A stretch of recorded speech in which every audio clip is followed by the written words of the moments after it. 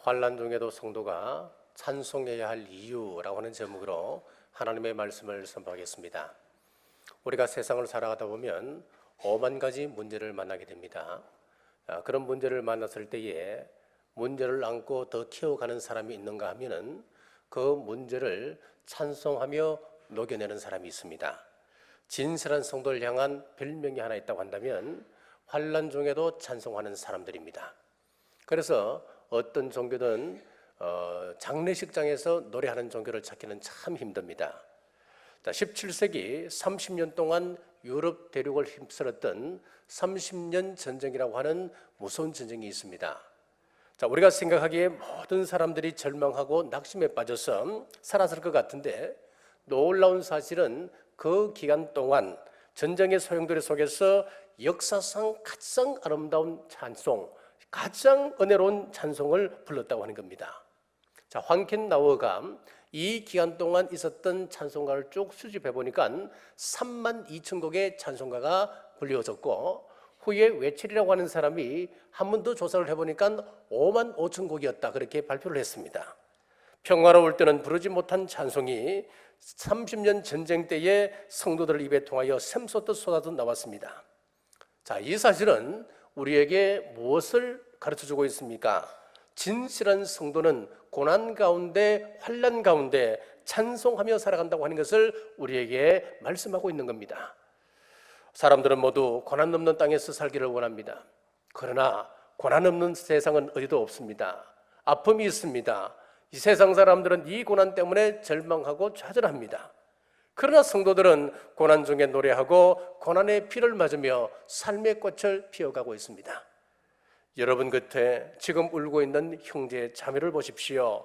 그들은 모두 흔들리며 자신의 인생의 꽃을 지금 피우고 있습니다. 이게 인생이요 신앙인의 모습입니다. 그래서 질병으로 씨름하다가 치유하시는 하나님의 손길을 만납니다.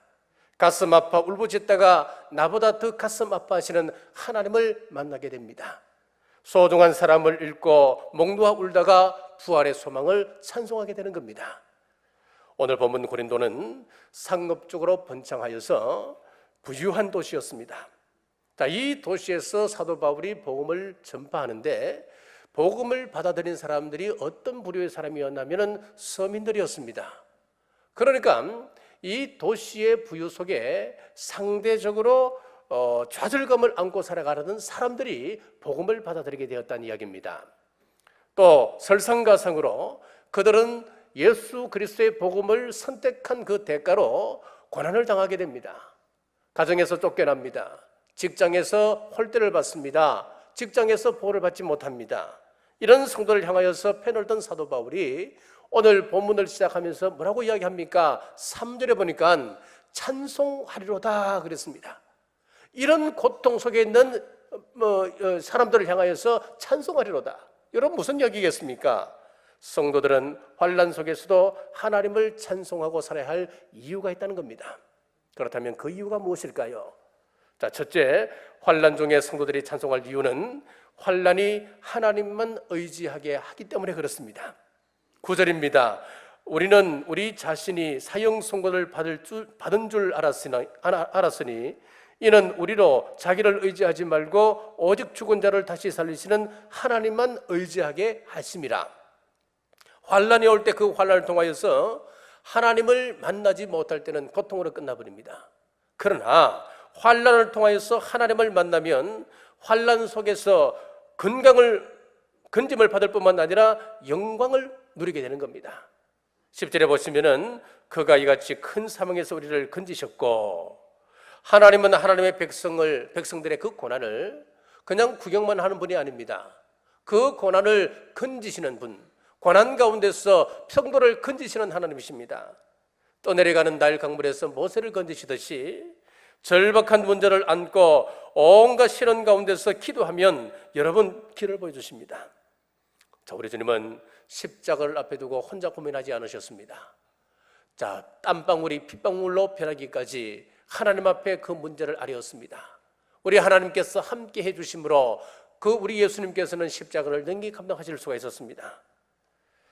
세계적인 패스트푸드점인 KFC 창업자인 커넬 샌더스는 이 사람의 삶을 쭉 살펴보면 이분처럼 어려움을 겪은 사람이 참 드뭅니다.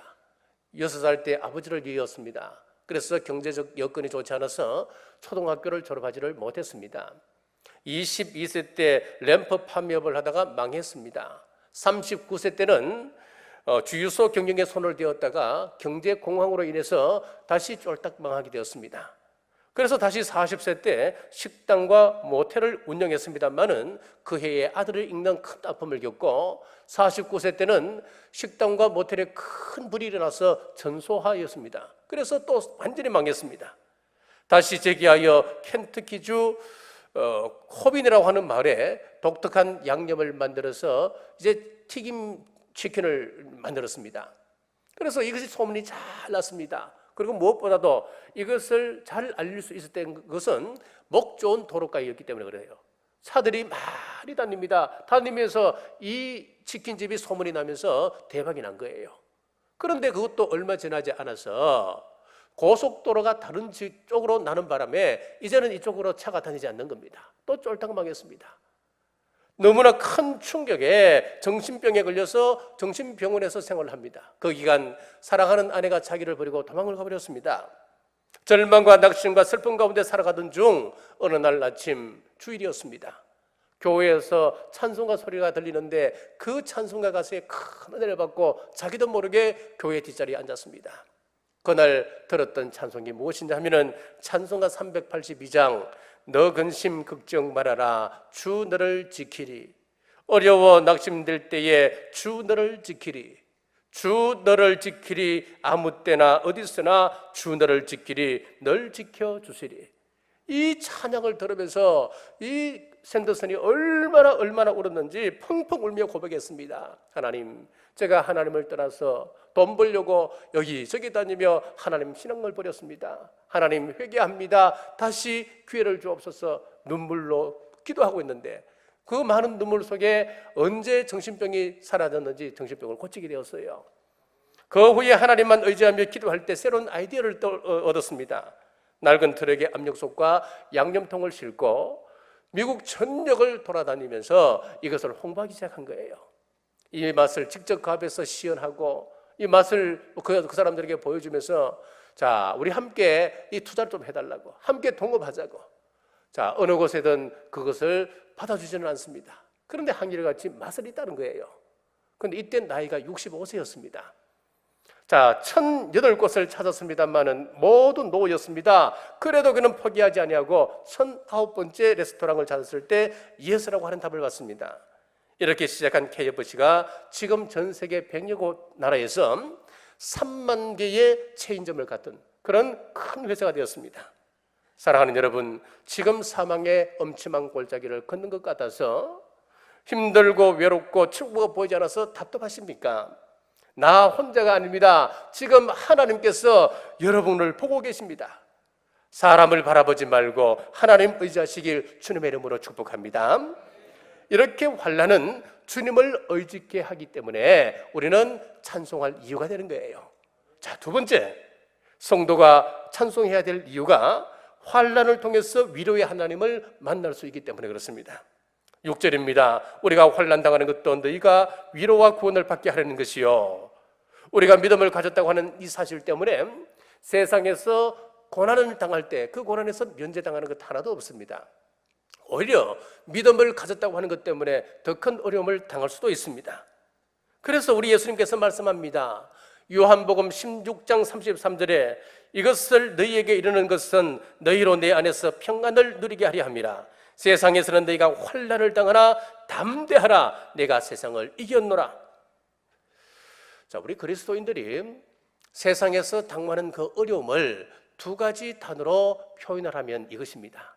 오늘 읽었던 3절에서 11절까지 우리가 쭉 읽어보면은 환난이라고 하는 단어하고 고난이라고 하는 단어가 나옵니다. 자, 이것은 우리가 당하는 두 가지 어려움을 여기에 지금 모두 넣고 있습니다. 자, 고난과 환난이라고 하는 의미는 비슷합니다만은 원어를 살펴보면 뜻이 조금 차이가 납니다. 그럼 환난은 무엇일까요? 이 환난이라고 하는 것은 우리가 예측하기 어려운 그런 고난을 이야기합니다. 예를 들어서 욥과 같은 고난을 이야기합니다. 욥의 그 고난이 예고된 고난이었습니까? 아니었지 않습니까? 어느 날 갑자기 재산을 다 날려버렸습니다. 사랑스러웠던 그 아이들 10명이 한순간에 1시간에 모두 다 죽어버립니다. 아내가 떠나갑니다. 자신의 몸에는 악창이 났습니다. 이제 죽을 날만 기다리고 있는 거예요.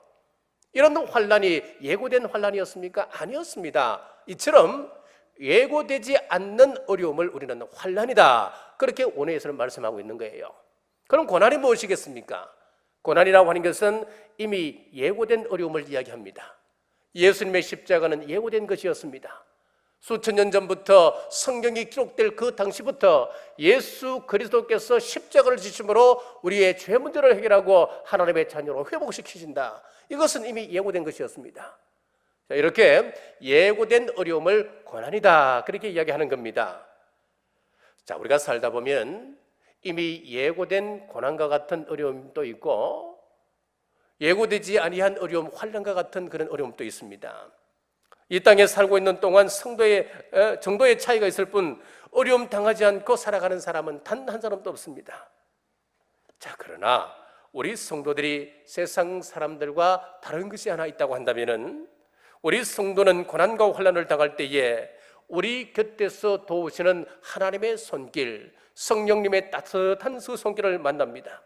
우리 성도들은 고난 때문에 절대 망하지 않습니다. 하나님은 우리를 그냥 내버려 두지 않기 때문에 그렇습니다.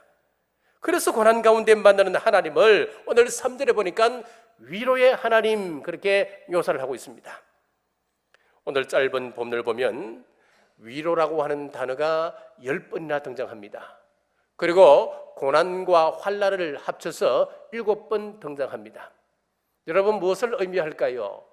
우리가 이 세상 살아가면서 고난과 환난을 당하며 죽을 고비를 넘어갑니다. 하지만 이런 고난보다도 하나님의 위로는 더 크다고 하는 사실을 우리에게 말씀하고 본 겁니다.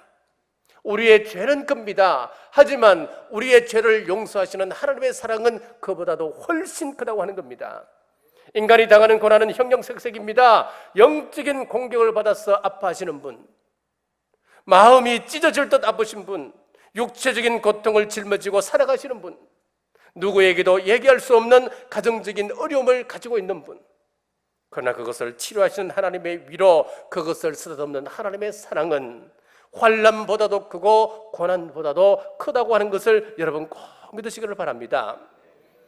자, 그러므로 이런 환난은 위로의 하나님을 만나는 기회가 되는 거예요.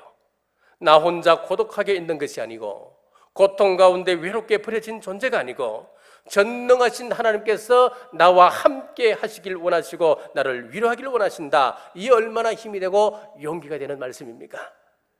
사드락과 메삭과 아벳느고가 하나님만 믿는다고 하는 그 믿음 때문에 풀무불 속에 던져집니다.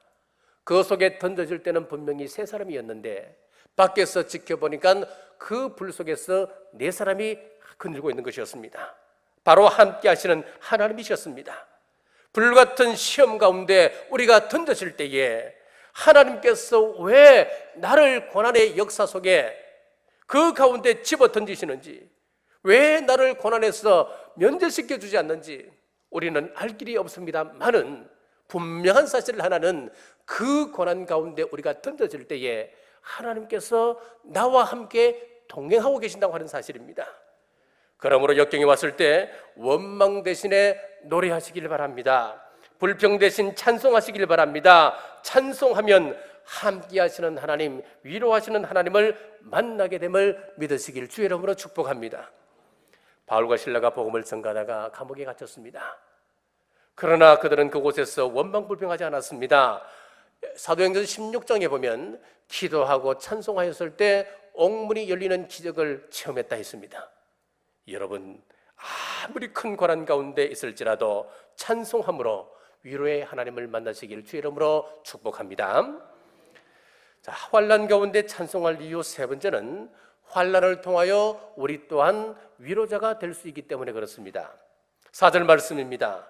우리의 모든 환난 중에서 우리를 위로하사 우리로 하여금 하나님께 받는 위로로서 모든 환난 중에 있는 자들을 능히 위로하게 하시는 이시로다. 자, 우리가 잘 아는 헨리 나우엔, 그분의 유명한 책 상처받은 치유자라고 하는 책이 있습니다. 여기 보면은 그가 보험서를 따라서 예수님의 행적을 쭉 추적을 합니다. 그리고 결론 내렸습니다. 그분은 상처받은 사람이었다. 그렇게 결론을 내리고 있습니다. 자, 우리 예수님께서는 모든 사람들에게 버림을 받으셨습니다. 큰 상처를 입으셨습니다. 제 제자들에게 배반을 받는 상처를 입었습니다. 가족들에게 거절당하는 그런 상처를 또한 입으셨습니다. 무엇보다도 하나님으로부터 버림받은 큰 상처를 입으셨습니다.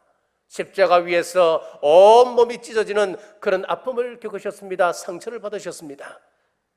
짤막한 인생을 사셨던 우리 예수님, 그분은 상처 입은 사람이었습니다. 그럼에도 불구하고 당신이 받았던 그 상처로 인하여 원망하거나 불평하거나 자학하지 않으셨습니다.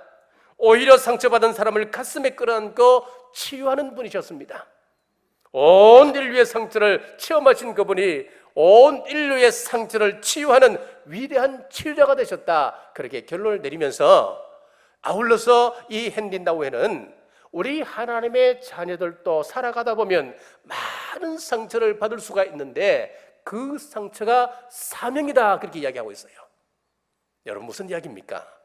어릴 때 몹시도 가난하게 살아오셨던 분 계십니까? 그렇다면 그 사람은 구제하고 위로하는 사명을 받은 사람이라는 거예요. 질병의 고통 가운데 노임 받으신 분이 계십니까? 질병으로 고통받는 사람들을 위하여 그들을 위로하고 치유하는 사명이 그 사람에게 있다는 거예요. 사업을 하다 실패해본 경험이 있습니까? 우리 주변에 실패하여 오는 사람들이 있습니다. 그들을 위로하며 기도하며 격려하는 사명이 그에게 있다고 하는 겁니다. 나아가서 교회 안에서 서로 위로하십시오. 남편을 천국에 먼저 보내고 혼자 된 젊은 자매에게 남편 있는 사람이 찾아가서 위로한들 무슨 위로가 되겠습니까? 그러나 30대 초반에 혼자 되어서 자녀를 키워오면서 어려웠던 그 아픔들, 눈물 흘렸던 이야기들, 그 위로를 듣는 그 사람은 위로를 받는 겁니다. 영어로 위로한다라고 하는 말은 comfort라고 하는 단어를 씁니다. 여기서 이 come이라고 하는 것은 함께라고 하는 그런 접두사지요. 자, 폴트라고 하는 것은 요새, 성체 이런 뜻입니다. 그러니까 이 성체, 이 요새는요 혼자서는 지킬 수가 없는 거예요. 함께해야 지킬 수가 있는 겁니다. 그러니까 이 컴포트라고 하는 단어는 함께해야 지킬 수 있다, 그런 뜻이에요. 옛날 영국 빅토리아 여왕 시절에 다음과 같은 일화가 있습니다. 왕의 총애를 받던 신하의 아내가 있었습니다. 그런데 이 신하의 아내가 그만 유산을 해버리고 말았습니다. 얼마나 큰 아픔입니까? 얼마나 큰 상처였습니까? 이것을 극복하지 못하고 자살을 기도하는 겁니다. 이 소식을 듣고 여왕이 친히 그 집에 찾아갔습니다. 그리고 그 사람의 손을 콕 잡고 그냥 가는 겁니다. 그런데 놀랍게도 이 자매가 살아나기 시작하는 겁니다. 그래서 주위의 사람들이 너무나 신기해서, 아니 여왕이 그냥 슬쩍 지나가고 간 것처럼 보였는데 도대체 무슨 이야기를 했냐고, 무슨 이야기를 했기 때문에 당신의 삶이 다시 이렇게 시작되느냐고. 그랬더니만 이 여인이 이렇게 이야기했습니다. 다른 말 하지 않았습니다. 차만 제 손을 잡고 딱 한마디 하고 지나갔습니다. 당신의 마음이 어떤지 내가 잘 알아요. 자, 이 이야기를 듣는 순간, 자, 몇 달 전에 여왕께서도 유산을 했다고 하는 그 사실을 이 사람이 기억을 한 거예요. 자, 그리고 그것이 여왕께서 나 같은 여인까지 찾아온 이유였구나 하는 것을 깨닫게 되었습니다. 제가 그분의 손을 잡고 있는 그 순간 이 고난이 나 혼자만의 것이 아니라고 하는 것을 알게 되었습니다. 그 순간 이상하게도 제 마음을 죄고 있던 것이 풀려나기 시작했고 저는 다시 살려고 하는 마음이 일어났습니다. 그렇게 고백했다는 거예요. 사도 바울은 로마서 12장 15절에서 절구하는 자들과 함께 절구하고 우는 자들과 함께 울라라고 했습니다. 우리 예수님께서도 슬픔을 당한 사람들과 함께 우셨습니다. 나사로가 죽었습니다. 그 앞에서 슬퍼하는 두 자매가 있습니다. 그들과 함께 우리 예수님께서는 함께 우셨습니다. 우리 주님은 우리의 형편을 보시면서 함께 울어주는 분이십니다. 그래서 오늘 본문 5절에 보니까 그리스도의 고난이 우리에게 넘친 것 같이 우리가 받는 위로도 그리스도로 말미암아 넘치도다라고 했습니다. 여러분이 위로를 받았다고 하는 것은 여러분들도 이제 다른 사람들을 위로할 수 있는 사람이 되었다, 그 이야기입니다. 자, 오늘 본문에서 환난과 고난 이 두 단어를 합쳐서 7번 등장한다 했고, 위로라고 하는 단어가 10번 등장한다 그랬습니다. 이것보다도 더 많은 단어가 하나 있습니다. 그것은 바로 우리라고 하는 단어인데 16번 등장합니다. 무슨 이야기겠습니까? 우리 곁에 환난 당한 자가 있으면 우리가 함께 있어 주라고 하는 거예요. 환난 당한 자가 있습니까? 그렇다면은 구역 식구들이 함께하고 교사들이 함께하고 선교회 회원들이, 전도회 회원들이 함께하는 거예요.